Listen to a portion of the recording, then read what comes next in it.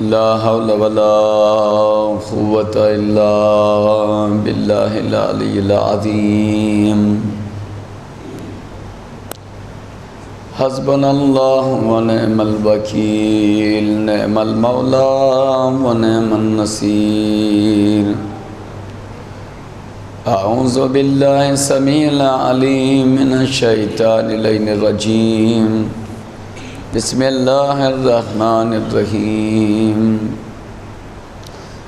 الحمد لله الذي هدانا لهذا وما كنا لنهتدي لولا أن هدانا الله لقد جاءت رسل ربنا بالحق الصلاة والسلام وتحية والإكرام على سيد أسلم ما في الوجود سر الله في كل موجود نقطة الدائرة الوجود صاحب لواء الحمد والمقام المحمود خاتم لما سبق والفاتح لمن غلق المولى الحق بالحق مولانا مولى الثقلين جد الحسن والحسين أبي القاسم محمد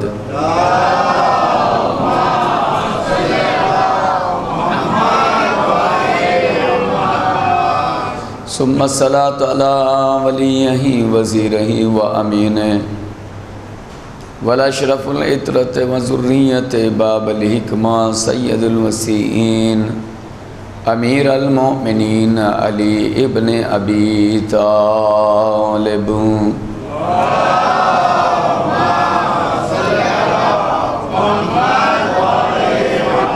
غالب کل غالب مطلوب کل طالب امام المشارق والمغارب فاتح باب خیبر قاتل مرحبا تر والد شبیر و شبر فشانہ ضربت والیا یوم الخندق افضل من عبادت الثقلین ثم الصلاة على اہل بیتہ الطیبین الطاہرین اما بعد فقد قال اللہ تبارک و تعالی فی کتابہ الکریم بسم اللہ الرحمن الرحیم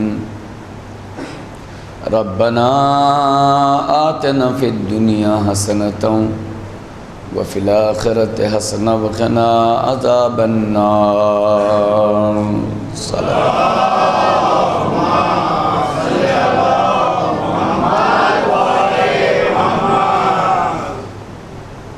قرآن مجید کی اس آیت کریمہ کے ذیل میں ہم کچھ باتیں سمجھنے کی کوشش میں لگے ہوئے ہیں۔ کل غالباً ہماری بات یہاں تک پہنچی ربنا جمع اے میرے رب نہیں ہے، ربی نہیں، ربنا اے ہمارے پروردگار خدا ہماری زندگی میں ہمیں اجتماعی طور پہ دیکھنا چاہتا ہے۔ انفرادی میں، میرا گھر، میرے بچے، میری زوجہ، میرا مکان، میں خدا کو نہیں پسند ہے۔ خدا چاہتا کہ ہم، اسی لیے کہا ربنا اے ہمارے پروردگار، اسے بہت زیادہ پسند، اے ہمارے رب۔ ممکن ہے آج تم سب کو لے کے چلو گے تو کل سب تمہیں لے کے چلیں گے۔ دنیا میں بھی حسنہ دے، حسنہ جس کے لیے امام نے فرمایا اخلاق حسنہ، طلع سے رزق حلال، یہ سب چیزیں نیکیوں میں چلے آتی ہیں۔ جو عمل اللہ کی رضا میں شامل ہو جائے وہ حسنہ ہے۔ جو عمل بھی خدا کے رضا میں شامل ہو جائے وہ عمل حسنہ ہے۔ اور حسنہ اللہ اپنی بارگاہ میں حسنہ کا مقدار نہیں دیکھے گا کہ کتنی مقدار میں ہے، یہ نہیں دیکھا کتنی تعداد میں ہے، یہ دیکھے گا کتنے اخلاص کے ساتھ ہے۔ اخلاص کا ایک چھوٹا سا عمل بھی بہت زیادہ ریاکاری کے عمل پر سبقت لے جائے گا۔ ریاکاری یعنی دکھاوے کا عمل، بتا کر دکھا کر کیا جانے والا، لیکن یہ بھی نہیں کہ ہر کام چھپا کے کیا جائے، اس لیے کہ ہر عمل اگر چھپا رہے گا تو پھر عمل آگے نہیں بڑھ سکے گا۔ اسی لیے اس نے یہ نہیں کہا کہ اپنے گھر کے اندر نماز پڑھو، اس نے کہا نہیں، گھر سے نکل کر میری ایک عبادت گاہ میں آؤ تاکہ تمہارا نکلنا لوگوں کو پتہ چلے۔ اس نے بلایا، وہ خود دکھے گا عمل، تمہیں اظہار کرنے کی ضرورت نہیں ہے۔ اس نے جو سسٹم دیا ہے اس سسٹم پہ تم چلو گے تو عمل تمہارے چھپے نہیں رہیں گے۔ اور میں نے خود رات میں بتایا تھا کہ ایک نبی سے کہا گیا 5 باتیں کہ جو چیز دکھے کھا جانا اور دوسری چیز کو چھپانا، وہ ہے نیکیاں۔ تم نیکیاں انجام دو، وہ چھپ نہیں سکتی، نیکی چھپ نہیں سکتی ہے، بس تم چھپاؤ۔ تم چھپاؤ یعنی زبان سے، تم چھپاؤ یعنی دکھانے اسٹائل سے، انداز سے، بقیہ تم کرتے چلے جاؤ، اس کا اظہار کرنا ہماری ذمہ داری ہے۔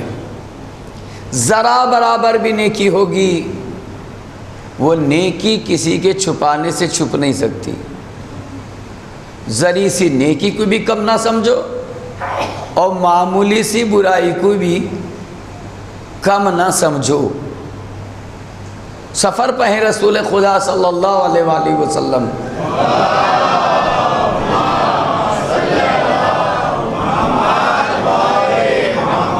اصحاب آپ کے ہمراہ ہیں، چلتے چلتے چلتے، آج کے جیسا نہیں ہے کہ بھائی ایسے راستے ہیں جہاں بھوک لگی ہوٹل پہ کھڑا اور کھانا کھا لو۔ میں اس زمانے کی بات کر رہا ہوں جو صحراؤں سے، بیابانوں سے سفر ہوا کرتا تھا۔ طریقہ یہ ہوتا تھا کہ سارے چیزیں سفر میں ساتھ رکھتے تھے، جب بھوک لگتی تھی زیادہ ستو جیسی ایسی چیزیں ہوتی تھیں اور بس اوقات کوئی گرم چیزیں یعنی تازہ کھانا چاہتے تھے تو کسی ایسی جگہ رکتے تھے جہاں پانی کا بھی انتظام ہو، آسانی ہو، آب و ہوا ہو وغیرہ۔ تو ایک ایسی جگہ رسالت مآب نے قافلے کو رکنے کے لیے کہا جو صحرا ہے، صحرا، صرف ریت ہی ریت، بالو ہی بالو، کہ یہاں قائم نصب کیے جائیں۔ قائم نصب ہوئے اور وہ دوپہر کے کھانے کا ٹائم، آپ نے ارشاد فرمایا کہ کام کو آپس میں تقسیم کر لیتے ہیں اور جلدی سے یہاں غذا تیار کر کے کھا کر پھر آگے بڑھتے ہیں۔ اب غذا روٹی، کسی نے کہا آٹا گوندنا میرا کام، یہ کام وہ کام۔ رسالت مآب نے بھی اپنی ذمہ داری میں یہ کام لے لیا۔ چند لوگ رہ گئے تھے کہ تمہارا کام یہ ہے کہ تم لکڑیوں کو جمع کرو، چھوٹے چھوٹے۔ کہنے لگے یا رسول اللہ، اس صحرا میں یعنی یہ ریتیلے علاقے میں، بھائی کسی جنگل میں کہیے تو بات بھی سمجھ میں آئے، درخت کے سوکھے لکڑیاں توڑ لے، پتے اٹھا لے، ایندھن جمع کرنا، جلنے کی چیزیں جمع کرنا جنگل میں تو بہت آسان ہے، مگر ایسی صحرا جہاں ریتی رہتے کیا کیا جائے یا رسول اللہ، یہاں تو کچھ بھی نہیں ہے۔ آپ نے فرمایا کہ اکٹھا مت جاؤ، بکھر جاؤ، اور جسے جہاں جو ذرہ ملے جمع کرتے جانا۔ پیغام رسول کا ہے اور انکار بھی نہیں کر سکتے، کہا ہے نکلو تو اب نکلے۔ یہ سوچتے ہوئے بتاؤ کہیں کچھ دکھتا نہیں ہے، ہاں دکھا کوئی ایک گھاس کا ٹکڑا، کہیں کچھ ایسے ذرات، اس نے اتنے تھوڑے وہاں پورے گھوم کے کسی کے ہاتھ تھوڑا، کسی کے ہاتھ تھوڑا، کسی کے ہاتھ تھوڑا، کسی کے ہاتھ اور تھوڑا سا، جب پورے وہ افراد واپس آئے اور کہا یہاں ڈالو، جب ڈالے تو ڈھیر سا ہو گیا، خود ہی مسکرا کے کہنے لگے یا رسول اللہ یہ تو اضافہ ہو گیا۔ آپ نے فرمایا یہ بتاؤ جب تم یہاں کھڑے ہوئے تھے اور جب میں یہ کہہ رہا تھا ایندھن جمع کرو یعنی جلنے کی چیزیں جمع کرو، لکڑیاں وغیرہ، تو تم کیا کہہ رہے تھے؟ دکھائی نہیں دے رہا ہے، نہیں سمجھے، دکھائی نہیں دے رہا ہے۔ اور جب تم چلے تلاش میں تو اس صحرا سے تم نے اتنا بڑا ذخیرہ جمع کر لیا۔ یہی حال ہماری زندگی کا ہے، دکھنے میں تو کچھ بھی نہیں آتا کہ ہم نے کیا کیا، اسے نہیں لگتا کہ میں نے کوئی گناہ کیا ہے، لیکن جب انسان تلاش کرنے پہ بیٹھ جائے کہ میری زندگی میں نے کون کون سے گناہ کیے ہیں، تو پھر یقین رکھو جس طریقے سے یہ اکٹھا ہو کے ذخیرہ دکھ رہے ہیں، انسان کے زندگی میں بھی گناہوں کا ایک ذخیرہ دکھائی دے گا۔ یعنی رسول اپنے سفر میں بھی مثالوں کے ذریعے سے لوگوں کو بتاتے تھے کہ آخرت سے غافل نہ رہنا۔ صلوات بھیجے محمد و آل محمد کے بارگاہ۔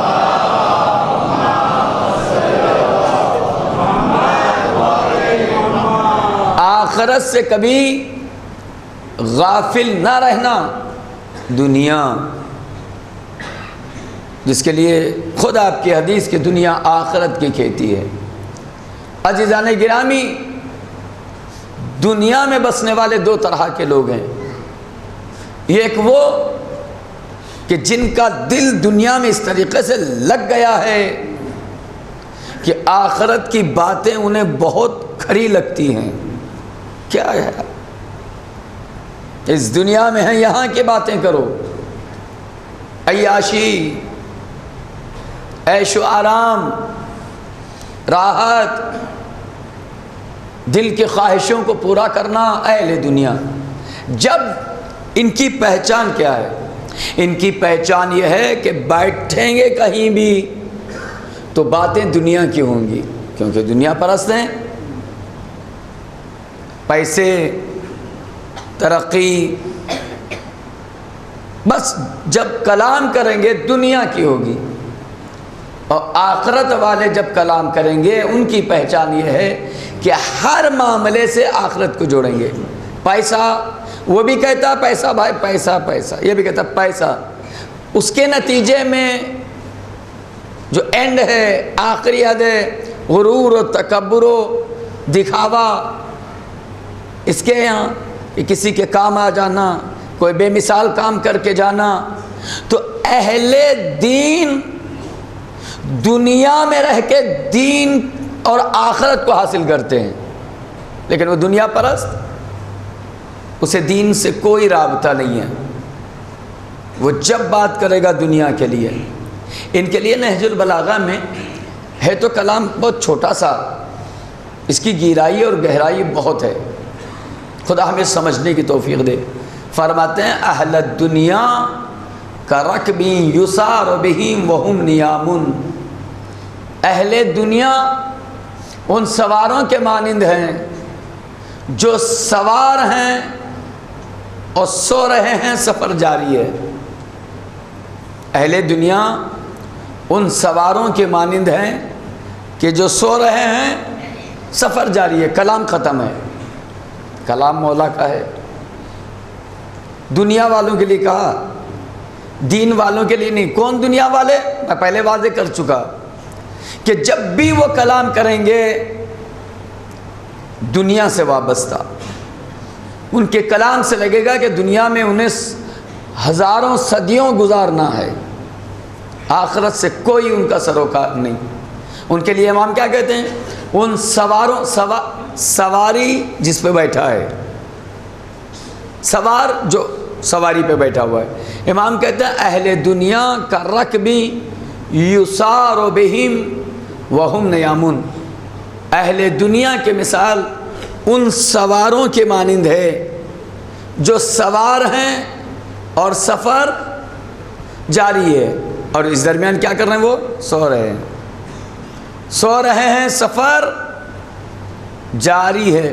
اس کے لیے ایک مثال میں نے قائم کی جو تجربے میں عمومی طور پہ سفر کرتے ہوئے یہ چیز حاصل ہوتی ہے۔ جیسے مثلا بہت سی ٹرینیں بمبئی سے آپ کے یہاں نزدیک میں کون سا اسٹیشن ہے؟ چھاپی ہے، اور بھی اسٹاپنگ آپ کے یہاں ہیں۔ مثلا آپ کو اترنا ہے، بمبئی سے چلے چھاپی میں اترنا ہے، ٹرین جائے گی آگے دلی کی طرف یا اور بھی جو منزل ہو۔ آپ نے دیکھا بہت سے لوگ آرام کر رہے ہوتے ہیں، صبح انہیں 6 بجے اترنا ہے۔ نئے دنیا میں ہم داخل ہیں جہاں 2 بجے تک دن سمجھتے ہیں، 2 کے بعد دن کے 10 تک پھر رات سمجھتے ہیں، بیٹھے ہوئے، اب سونے لگے، بیچ میں اٹھے پھر سو گئے، ابھی بہت ٹائم ہے۔ ایک جگہ ٹرین دکھائی دی رکی ہوئی کہ ہماری ٹرین رک گئی ہے، دیکھا ٹائم تو بہت صحیح ہے، اور ارے یہ تو 6 ہو گئے، یہ تو ہمارے چھاپی کا ٹائم ہے۔ بازو والے سے پوچھا جناب یہ اسٹیشن کا نام تو نہیں دکھ رہا، آپ کو معلوم ہے؟ کہا کہ جناب چھاپی ہے یہ۔ اچھا آ گیا۔ اب جب آدمی اترنے کا ارادہ کرتا گھبرا کر، ٹرین آہستہ نکل رہی ہے، کیا کرتا ہے اس عالم میں؟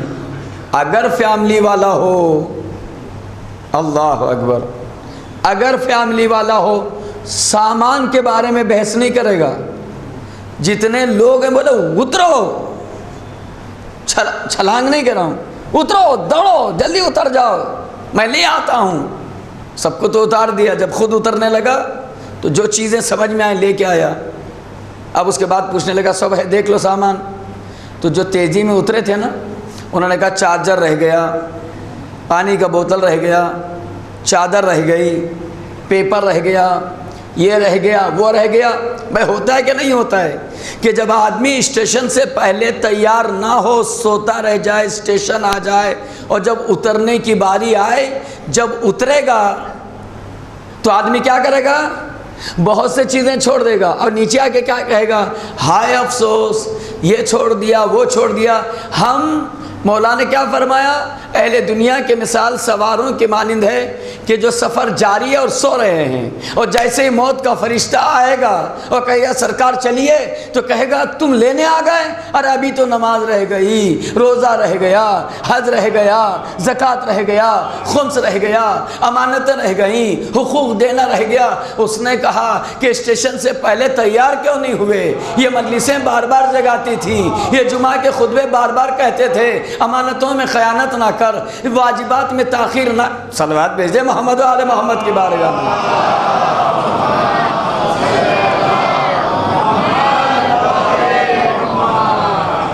تجھے وقت سے پہلے بتا دیا گیا تھا کہ ہمیشہ تیار بیٹھا رہے، اس لیے کہ جناب کبھی بھی آ سکتے ہیں۔ اب وہ جب آتے ہیں تو اجازت کی ضرورت نہیں ہوتی، اور انہیں جب لینا ہوتا تو یہ نہیں دیکھیں گے کہ گھر میں ہے کہ گھر کے باہر ہے۔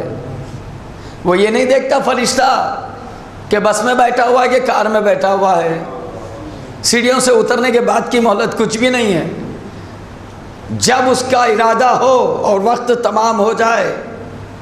لیکن یہ بھی یاد رکھیں جو وقت معین ہے، یہی کہتے ہیں نا کہ موت آنا ہے، کبھی کبھی موت کے وقت کو بھی انسان آگے بڑھا سکتا ہے۔ ایک ہے وقت معین پہ ہو جانا اور چلے جانا، اور ایک ہے اس وقت کو آگے بڑھا دینا، اور ایک ہے وقت سے پہلے موت کو اپنے طرف بلا لینا۔ 3 حصے، ایک وقت معین پہ چلنا، لیکن ایک یہ ہے کہ اپنے وقت کو خریب کر لیا، ایک یہ ہے کہ اپنے وقت کو آگے بڑھا دیا۔ خریب کیسے کر لیتا ہے آدمی؟ وقت کو خریب کیسے کر لیتا ہے؟ گناہوں کے ذریعے، قطع رحمی، والدین کی نافرمانی، رشتہ داروں سے کٹ کٹ کر چلنا، رشتوں کو توڑتے چلے جانا. میں آپ وہ روایت نہیں، میں مجبور ہوں وقت کی وجہ سے، ورنہ دل تو چاہتا تھا کہ میں بہت سی چیزیں سناؤں. سمیٹ رہا ہوں خالی اشارہ دے کے. چھوٹی چھوٹی باتوں سے رشتے توڑنا، اس کو کہتے ہیں قطع رحمی.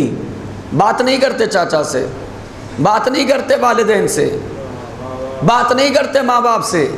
اور آئی ہوئی دلہنیں خدا سلامت رکھے، اس لیے کہ ماں باپ اچھی تربیت دینے لگے ہیں آج کل، وہ تو بہانے تلاش کرتی کہ کب حضرت کو لے کے میں علیحدہ چلے جاؤں. اور بہانہ بن گئی ایک بات، آپ کے بابا نے مجھے ایسا بتا دیا اور امی نے یوں کہہ دیا، یا تو آپ مجھے میرے گھر چھوڑ دیجئے یا آپ اپنے گھر لے جائیے. میرا تو یہی گھر ہے. کہا یا نہیں، یہ تو آپ کے بابا کا ہے، آپ الگ لیں. تو آج اس کو سمجھتے ہم نے بہت بڑی ٹیکنک، بہت چالاکی سے ہم نے نہیں نقصان کیا، برکتوں کو ختم کر لیا. وہ جو موت اپنے وقت پہ تھی اس کو تم نے اور قریب کر لیا. بچیے. معصوم فرماتے ہیں قطع رحمی کرنے والے کے قریب ہوتے جاتی ہے موت. جتنا آپ رشتوں کو توڑتے جائیں گے، جتنا آپ لڑائی کرتے رہیں گے، بات بند، ملاقاتیں بند، موت کو قریب کر رہے ہیں. اسی کے مقابل دوسرا آدمی کہ جس کی موت معین تھی کہ 60 سال میں اسے مرنا ہے. ایک مثال، ایک معین جسے ہم نے مثلا 60 پہ اس نے یہ جو کام کیا، وہ کیا دیکھا کہ یہ ان سے بات نہیں کرتے، بولے اب وہ مرے جا رہا ہے کہ بھائی مل جاؤ. اور کوئی اس کے ساتھ غلط سلوک کر رہا ہے، بولے کوئی بات نہیں ہے، میرا عزیز ہے، کوئی مسئلہ نہیں ہے. تواضع، سر جھکا لینا. اب میں نے کہا نا، بعض اوقات آدمی کی خاموشی لوگ اسے بزدلی کہتے ہیں، امیر المؤمنین اسے شجاعت کہتے ہیں اس صبر کو. تو آپ جتنا تواضع کی زندگی کرتے جائیں گے جھک کر کے، یہ آپ اپنے لیے واقعاً معاشرے میں تو بزدلی کہہ دیں، لوگ جو کہہ دیں، لیکن امام کی نگاہوں میں آپ سربلند ہیں. کچرا ڈالنے والی سے ناراض نہیں ہوئے اور بار بار آئے. آپ کا سر جھکا لینا سبب نقصان نہیں ہے، بے ایمان کو ایمان بنا گئے رسول. تو آپ کا صلہ رحم، معصوم نے فرمایا صلہ رحمی جو وقت معین ہے تم نے اس کو اور آگے بڑھا دیا، عمر میں اضافہ ہوا، عمر میں اضافہ ہوتا ہے. اب یہ آپ کی اور ہماری ذمہ داری ہے، قطع رحمی کر کے ذرا جلدی چلے جائیں. نہیں سمجھے؟ قطع رحمی کر کے ذرا جلدی چلے جائیں، صلہ رحمی کر کے تھوڑا تاخیر سے جائیں. تاخیر سے جانے میں اعمال بٹوریں گے، جلدی چلے جانے میں وہی بات، اسٹیشن آ گیا جلدی سے اترنا پڑا اور پھر فریاد کرنا پڑا، واہ ویلا یہ رہ گیا وہ رہ گیا. موت کا فرشتہ جب آئے گا صرف بندہ ہاتھ مل کے افسوس کرے گا. اس وقت سے بچیے کہ جب موت کا فرشتہ آ جائے اور ہمارا دامن خالی ہو. خدا ہمیں توفیق دے. کل پہ نہ ٹالیے، فرش عزا صرف جسموں کو اکٹھا کرنے نہیں آیا ہے. تشریف لے آئیں، شہزادی آپ کو دیکھنا چاہتی ہیں. شہزادی کا تعلق فقط جسموں کو دیکھنے سے ہوتا، فبہا بہت اچھی بات ہے ہم اکٹھا ہو گئے. شہزادی کا تعلق جسموں سے زیادہ روح کی کیفیتوں پہ آپ کی نگاہ ہے. اور جتنا ہم صلہ رحمی کریں گے عمر میں رزق میں برکت ہوتے چلے جائے گی. عزاداران مظلوم کربلا، وقت کے تقاضے پر کچھ باتیں آئیں اور میں نے اس کو ایسے روک لیا. خدا سلامت رکھے. واقعی یہ ایام ہمیں بدلنے کے لیے آئے ہیں. لباس ہم نے ضرور بدلا، ہمارے بہت سی چیزوں کو ہم نے بدلا، ٹھیک ہے، شہزادی راضی ہیں، لیکن سال، کیونکہ بچہ جب فائنل ایگزام دے دیتا ہے تو پھر دوسرے سال اسی کلاس میں نہیں بٹھایا جاتا اگر رزلٹ اچھا ہو. تو یقیناً امید ہے کہ ہم اس سال ایک قدم آگے بڑھیں گے. ہمارے حالات چینج ہونا چاہیے. اگر ہر سال مجلس میں نوجوان اگر وہاں بیٹھتے تھے تو اس سال سامنے آ کے بیٹھیں گے انشاءاللہ. صلوات بھیجیں محمد و آل محمد کی بارگاہ.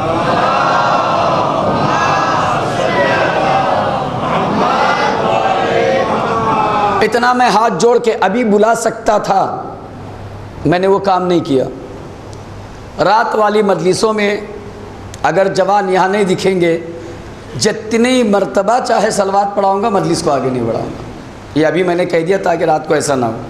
خواہش کروں گا کہ یہ والا حصہ جوان بیٹھیں, اس لیے کہ دستور ہے جب خزانہ ملتا ہے تو آدمی دوڑ لگاتا ہے. اور ویسے بھی بڑی نزاکت اور مصائب کی طرف چلتا ہوں. اسکول میں کوشش کرتے ہیں اسٹوڈنٹ کہ ٹیچر کے پاس بیٹھے رہیں. جتنا پیچھے چلے جاتے ہیں, آواز کا مسئلہ, ممکن ہے اس کے رضا کا مسئلہ, بہت ساری چیزیں. سامنے بیٹھنے سے جو فائدہ میں نے دیکھا وہ یہ ہے کہ آدمی ادھر ادھر ہل نہیں پاتا, پورے طریقے سے ذاکر کے کنٹرول میں ہوتا ہے. جتنا ذاکر سے دور ہوتے چلے جاتا ہے, آپشن موجود ہوتے ہیں بات کرنے کے, مجلس سے ہٹنے کے, نکلنے کے. اسی لیے جو دور ہوتے ہیں اٹھ کے جانے کی ہمت کر لیتے, جو منبر سے قریب ہو جاتے ہیں. صلوات بھیج دیجیے محمد و آل محمد کی طرف.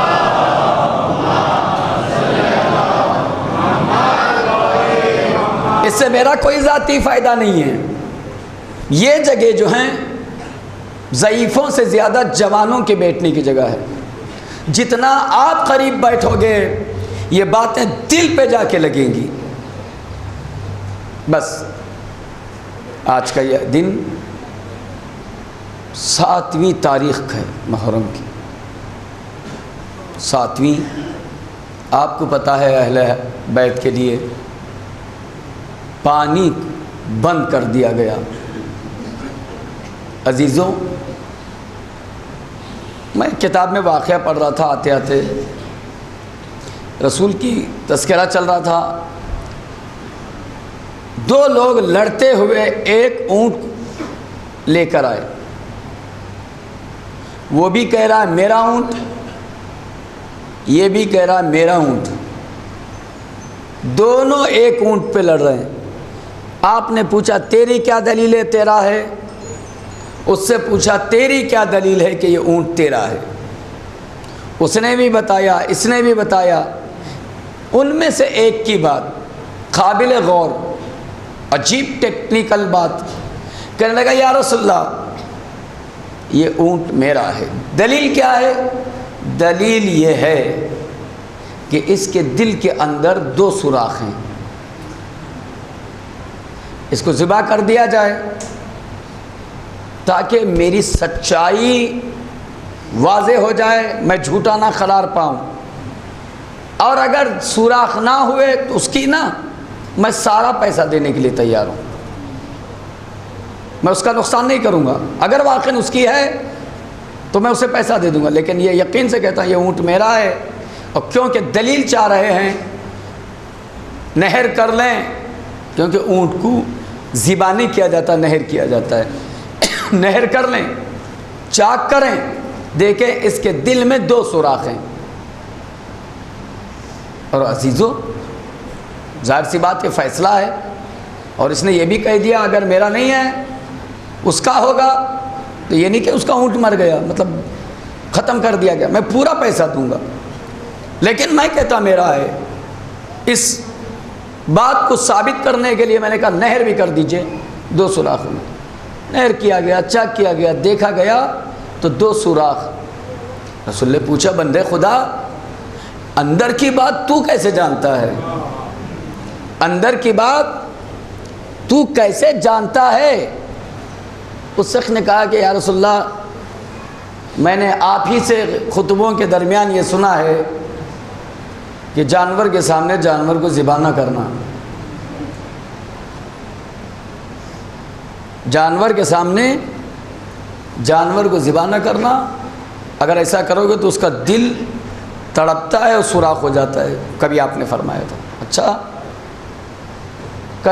پھر کہ میں نے اس کے بچے اس کے سامنے 2 ذبح کیے، نہر کیے، اس کے بچے 2 نہر کیے تھے۔ اچانک ابھی یاد آیا کہ کیونکہ اس کے سامنے اس کے بچے، اس لیے کہا جاتا ہے کہ جانور کے سامنے جانور کو ذبح نہ کرنا۔ تو مجھے یقین آیا کہ میں نے 2 نہر کیے ہیں تو اس کے پاس 2 سوراخ ہوں گے۔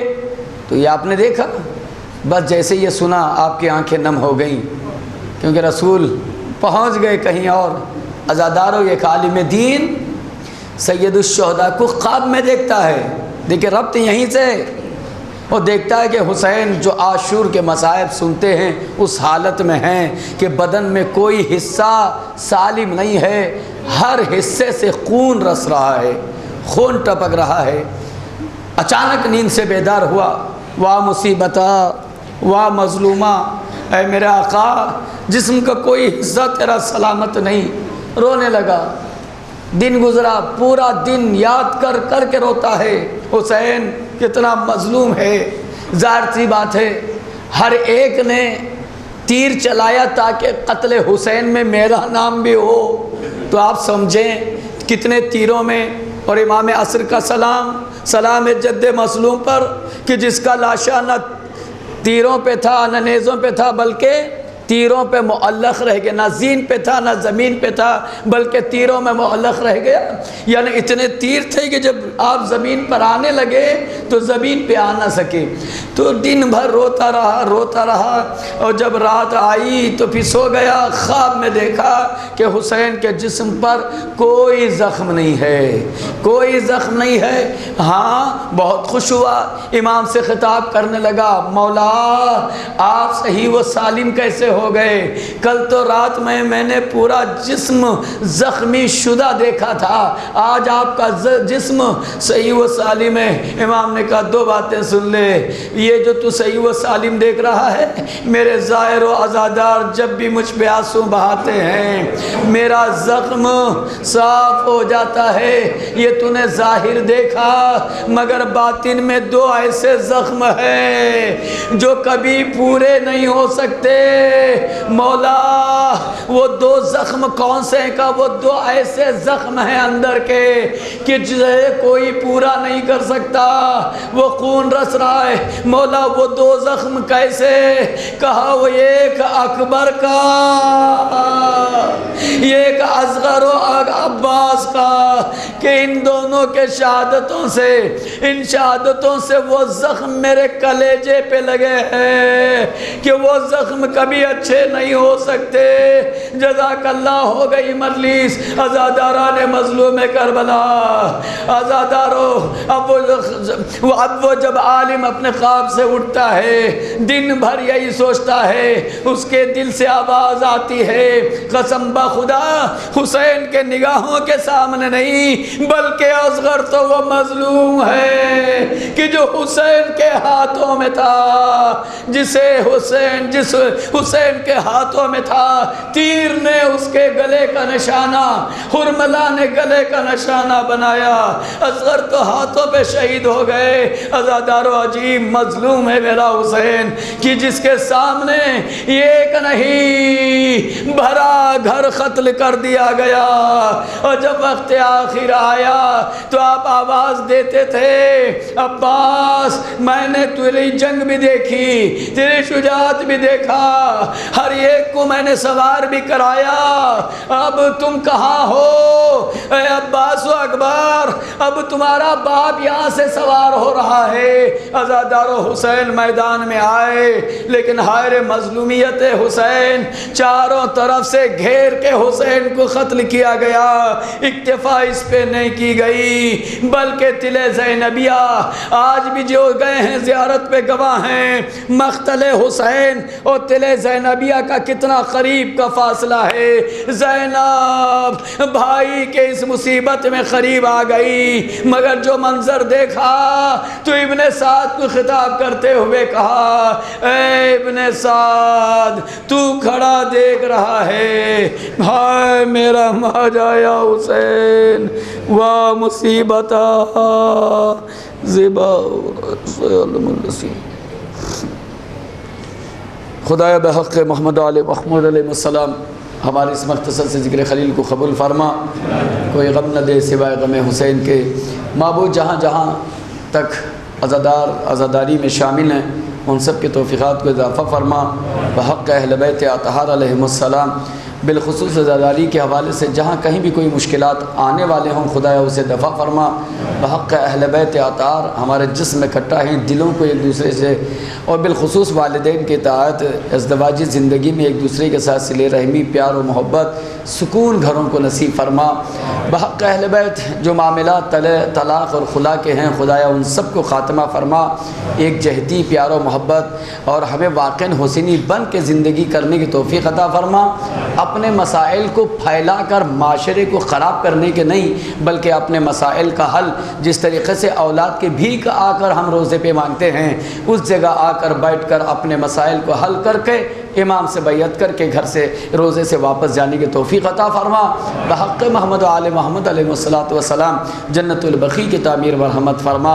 اور خاص طور سے اسلامی ممالک بالخصوص ایران کی سربلندی عطا فرما، اس پر لگے ہوئے پابندیوں کو ختم فرما، وہاں کی بحالی عطا فرما، اور بالخصوص امام وقت کے ظہور میں تعجیل فرما، ان کے اصحاب انصار ماتم مجلس و ماتم علم تابوت گھر گھر دیکھ کر